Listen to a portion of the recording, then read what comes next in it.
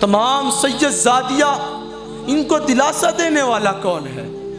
ہم اور تم، کبھی بچہ روتا ہے تو بچے کو دلاسا دینے کے لیے ماں اس کے باپ کے پاس بھیج دیتی ہے۔ اگر بچے کو دلاسا دینا ہے تو باپ کے پاس ہے تو باپ اس کے ماں کے پاس بھیج دیتا ہے۔ لیکن وہاں حضرت زینب کا کیا حال ہوا ہوگا، وہاں بی بی سکینہ کا کیا حال ہوا ہوگا، بیمار زین العابدین کا کیا حال ہوا ہوگا، جسے لفظوں میں بیان کرنا ناممکن و محال ہے۔ ایک چیز سماعت فرمائیں کہ ایک ہوتا ہے خوف خدا، ایک ہوتا ہے خوف حکومت، اللہ تبارک و تعالیٰ کا خوف، اور ایک حکومت کا خوف، اور ایک لوگوں کے درمیان رسوائی کا باعث۔ یہ تین چیزیں سماعت کریں کہ جس شخص کے اندر خوف خدا نہیں ہوگا، اور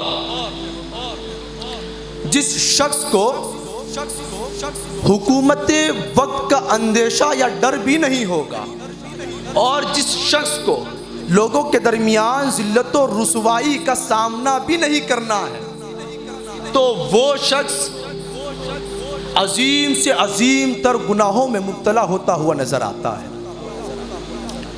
اور وہ عظیم سے عظیم بڑے سے بڑے گناہ بغیر کتراتے ہوئے کرتا ہوا نظر آتا ہے۔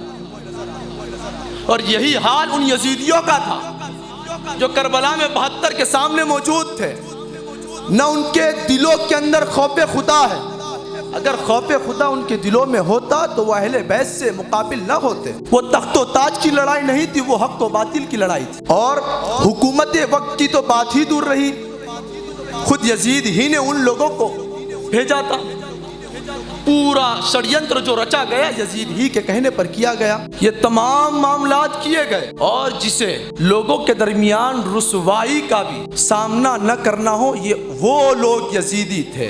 اور ان یزیدیوں نے نہ بس یہ بلکہ امام حسین شہید ابن شہید کو، شہید اعظم حضرت امام حسین ابن علی رضی اللہ تعالی عنہ کو بے دردی کے ساتھ شہید کیا، بلکہ شہید ہونے کے بعد آپ کے جسم اقدس پہ سے لباس کو اتار لیا گیا، اور لباس اتارنے کے بعد گھوڑوں کی ٹاپوں سے مقدس لاشوں کو پامال کر کے ان کے جسموں کی ہڈیوں کو چکنا چور کر دیا گیا۔ ظلم کی انتہا ہے، یہ ظلم نہ تھا نہ ہے نہ صبح قیامت تک ہوگا۔ اور ساتھ ہی ساتھ ان بدماشوں نے، ان بدبختوں نے وہ خیمہ حسین ابن علی تک پہنچنے کے بعد سارا مال و اسباب چھین لیا ان سے۔ چھیننے کے بعد جو خاتون اسلام تھی، جو دختر نبی تھی، جو رسول اکرم صلی اللہ علیہ وسلم کے خاندان کی جو نیک دختریں موجود تھی، ان کے سروں پہ سے ردائیں چھین لی گئی، دوپٹے چھین لیے گئے، اور انہیں بغیر چھت کے کر دیا گیا، اور وہ پوری رات بغیر چھت کے آسمان تلے گزاری ہے انہوں نے۔ حضرت بی بی زینب رضی اللہ تعالی عنہا یزیدی سپاہیوں میں سے ایک کا بیان ہے کہ جب حضرت زینب رضی اللہ تعالی عنہا کو حضرت امام حسین کے پاس سے ہوا نا، تو آپ آہ لگا کر کہنے لگی، واہ محمد، حسین ابن علی میدان میں پڑے ہوئے ہیں، واہ محمد، حسین ابن علی کو قتل کر دیا گیا، خون میں لت پت حسین ابن علی ہے، واہ محمد، آپ کے خاندان کی بیٹیوں کو قید و بند کیا جا رہا ہے۔ جیسے ہی یہ سننا تھا، آپ کے یہ الفاظ درد بھرے الفاظ یہ جیسے نکلے، تو صرف دوست، صرف احباب نہیں بلکہ دوست و دشمن تمام کے آنکھوں میں آنسو آ گئے۔ اب دشمن کے آنکھوں میں بھی آنسو آنا، ظلم کی انتہا کتنی پہنچی ہوگی کہ دشمن کی آنکھ میں بھی آنسو آ گئے۔ ہم اور تم اگر ہم پر کچھ، پھر جیسے ہمارے یہاں کوئی انتقال ہوتا ہے تو کہ جس پہ بیتتی ہے وہی جانتا ہے۔ اب جس کا دل ایک دم سخت ہو اور اس پر بیتے تو کوئی بات بنے۔ اب وہ دوست تو دوست، لیکن دشمن کی آنکھوں میں بھی آنسو آ گئے سیدہ زینب کے یہ الفاظ سن کر۔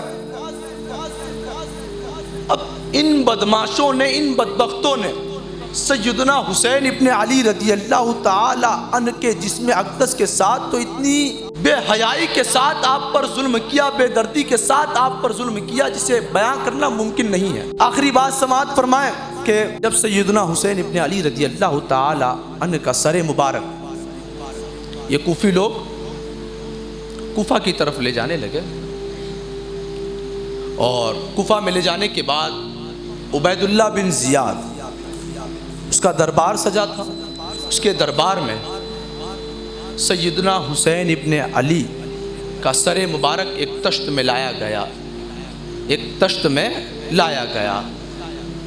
تھالی میں لایا گیا۔ اب جیسے لایا گیا، اس بدنہاد شخص کے ہاتھ میں ایک چھڑی تھی، اور وہ بدنہاد شخص اس چھڑی سے امام عالی مقام کے لب مبارک اور دندان مبارک کو ٹھوکر مار رہا تھا۔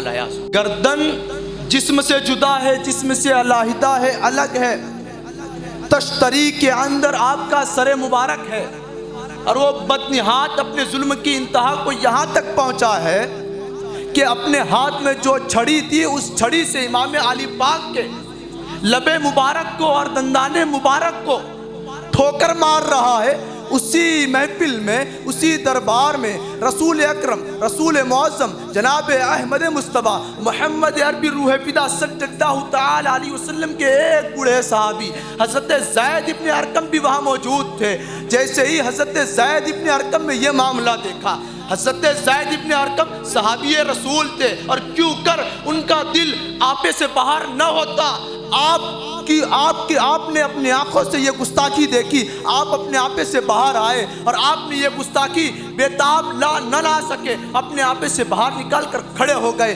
کھڑے ہو کر کہنے لگے، اے عبید اللہ بن زید، اپنی چھڑی کو نیچے رکھ، قسم خدا کی، واللہ میں نے رسول اکرم صلی اللہ علیہ وسلم کو اپنی ماتوں کی نگاہوں سے دیکھا ہے کہ میرے آقا نبی جنا علیہ الصلوۃ والسلام انہی لب مبارک کو، انہی دندان مبارک کو اپنے مبارک ہونٹوں سے چوما کرتے تھے۔